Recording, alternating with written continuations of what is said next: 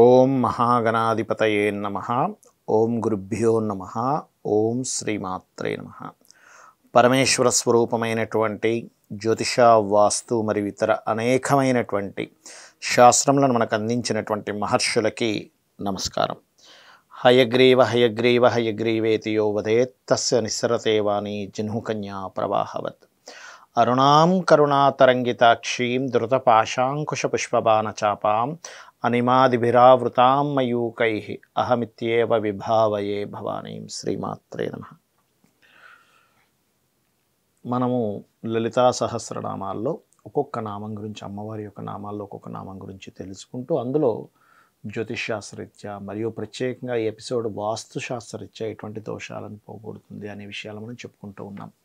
అయితే ఈరోజు మనం చెప్పుకోబోయేటువంటి నామము గురించి, దానికి ఉండేటువంటి శక్తి, ఆ నామం చేసుకోవడం ద్వారా మనకి పూర్వజన్మల్లో చేసినటువంటి కర్మలు కొన్ని మనల్ని ఇబ్బంది పెడుతూ ఉంటాయి. మనకు తెలుసో తెలియకో అజ్ఞానంలో కొన్ని కర్మలు చేస్తూ ఉంటాం.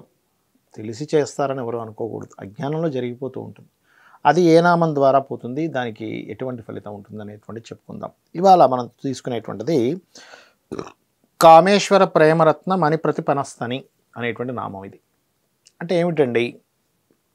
కామేశ్వరుడు అంటే శివుడు, కామేశ్వరుడు కామేశ్వరి కదండి. ఆ కామేశ్వరుడు యొక్క ప్రేమ రత్నమును తను, కామేశ్వరుడు యొక్క ప్రశంసమైనటువంటి అనన్యమైనటువంటి ప్రేమ పొందుటకు తన స్తనములు ఏవైతే ఉంటాయి అమ్మవారు,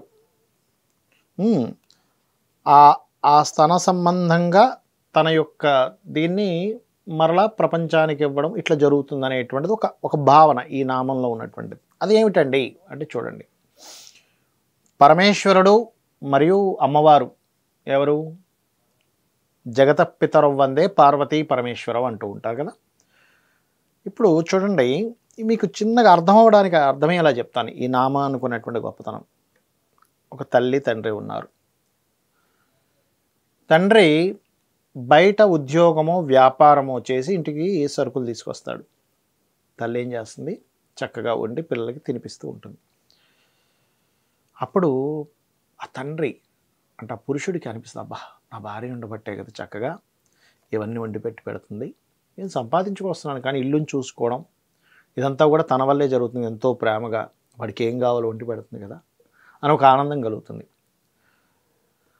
అదే స్త్రీమూర్తి కనుక పిల్లల్ని సరిగా చూసుకోవట్లేదు అనుకోండి, ఎందుకురా అసలు పెళ్లి చేసుకున్నాం, ఈ అమ్మాయిని పిల్లల్ని సరిగా పట్టించుకోదు అని.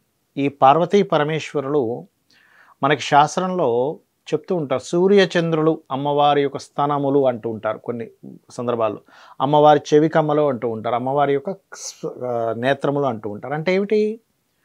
నేత్రముల ద్వారా జ్ఞానాన్ని వెలుగుని ఇస్తున్నది అమ్మవారి యొక్క సూర్యచంద్రులు ఆ రూపంలో. స్థనములు అని ఎందుకంటారు అంటే వాటి ద్వారానే ఈ విశ్వం మొత్తం నడుస్తుంది, సూర్యచంద్రుల ద్వారానే. ఇప్పుడు సూర్యకిరణాలు పడకపోతే పరిస్థితి ఏమిటండి? పంటల పొలాలకు సంబంధించింది కానీ, వర్షాలు పడడానికి కానీ కదా. అలాగే చంద్రుడు, ఔషధములు రావడానికి చంద్రుడు కారకుడు. అంటే సూర్యచంద్రుల ద్వారా ఈ విశ్వాన్ని మొత్తం పోషిస్తుంది. అమ్మవారు ఎవరు? అమ్మవారు కానీ కామేశ్వరుడు కానీ కామేశ్వరి కానీ ఎలాంటి బంధం వారిది? దీపము వెలుగు లాంటిది. దీపం పరమేశ్వరుడు అనుకుంటే ఆ వెలుగు అమ్మవారు. ఇక్కడ ఏమిటంటే వాళ్ళిద్దరి మధ్యన ఉన్నటువంటి అన్యోన్యత అటువంటిది. ఈ నామం గనక చేసుకుంటే కామేశ్వర ప్రేమరత్న మణిప్రతిపనస్తని అనేటువంటి నామం ఏదైతే ఉందో, కామేశ్వరుడు యొక్క ప్రేమరత్నాన్ని అంటే ఒక స్త్రీ పురుషుల్లో స్త్రీ తన యొక్క భర్త యొక్క ప్రేమని పొందుతూ తన యొక్క సాంసారిక జీవితాన్ని అద్భుతంగా నడిపించాలి అంటే ఈ నామం గొప్పగా పనిచేస్తుంది. ఏమంటే మా హస్బెండ్ బాగున్నాడు, చక్కగా ఆయన పని ఆయన చేస్తుంటారు, ఇంటిని బాధ్యతగా చూసుకుంటుంటాడు. ఇంటిని బాధ్యతగా ఆయన చూసుకుంటున్నప్పుడు ఇంటికి కావాల్సిన ధనము సరుకులు ఏవైతే ఆయన తెస్తున్నప్పుడు, ఇంటికి కావాల్సింది ఏదైతుందో, నాకు నా పిల్లల కోసం ఏదైతే తెస్తుంటాడో అది నేను ఇల్లుని చక్కగా చూసుకుంటూ ఉంటాను. అంటే ఇక్కడ భార్య యొక్క పాత్ర గొప్పగా ఉంటుంది. భర్త యొక్క అతని ధర్మాలు ఏవైతేనో ఆయన పాటిస్తుంటాడు, భార్య యొక్క ధర్మాలు ఏవైతే పాటిస్తూ ఉంటారు. ఇవి కొన్ని ఇళ్లల్లో సడలిపోతూ ఉంటాయి. ఏమిటోనండి, ఆయన ఎటో తిరుగుతుంటాడు, ఆయన ఎప్పుడు ఇంటికి వస్తాడో అర్థం కాదు అనేటువంటి వాళ్ళు ఉంటారు. అందరూ అనట్లే, కొంతమంది ఉంటారు. అలాగే కొంతమంది పురుషులు చెప్తూ ఉంటారు, ఏమిటోనండి అసలు ఇంట్లోనే ఉండదు, మాట్లాడితే పుట్టింటికి వెళ్ళిపోతుంది, లేకపోతే ఇంకెవరితోనో ఎటో వెళ్ళిపోతుంది, ఏవో అనుకొని వెళ్ళిపోతుంది, అసలు మా ఇంట్లో నేనే వండుతుంటాను మా పిల్లలకి, నా పరిస్థితి ఏమో ఇలా ఉంది అని ఈయన వాపోతుంటాడు. అసలు తల్లిదండ్రులు ఎటుపోతున్నారో అర్థం కాదని పిల్లలు వాపోతుంటారు. ఇలాంటి పిచ్చి పిచ్చివన్నీ జరగకుండా కాపాడుతుంది ఈ నామం, చాలా గొప్పగా కాపాడుతుంది. మరి వాస్తుపరంగా ఏమిటండి ఈ నామానికి ఉన్నటువంటి గొప్పతనం ఏమిటి అంటే, వాస్తుపరంగా అన్యోన్యతను తెలిపేటువంటి స్థానాలు 2 ఉంటాయి ప్రత్యేకంగా వాస్తులో. ఒకటి నైరుతి, ప్రధానమైనటువంటిది నైరుతి. నైరుతి పాడైందా భార్యాభర్తల మధ్యన ఉండేటువంటి ఇది పోతుంది. వాళ్ళ మధ్యన ఉండేటువంటి కంపాటబిలిటీ అంటారు చూసారా, ఒకరికొకరు అర్థం చేసుకోవడము, ఒకరికొకరికి బాధ్యతగా ఉండడం, పిల్లల్ని బాధ్యతగా పెంచడం, చుట్టాలని సక్రమంగా ఆరాధించడం, ఇవన్నీ పోతాయండి నైరుతి పాడైపోయిందంటే. అటువంటి నైరుతి భాగం ఏదైతే ఉందో పాడైంది ఉదాహరణకి, అప్పుడు కూడా ఈ నామం చక్కగా పనిచేస్తుందండి. నైరుతి పాడైనా, తూర్పు భాగం పాడైనా కూడా ఈ నామం పనిచేస్తుంది. ఆగ్నేయం పాడైనా సరే ఈ నామం పనిచేస్తుంది గొప్పగా.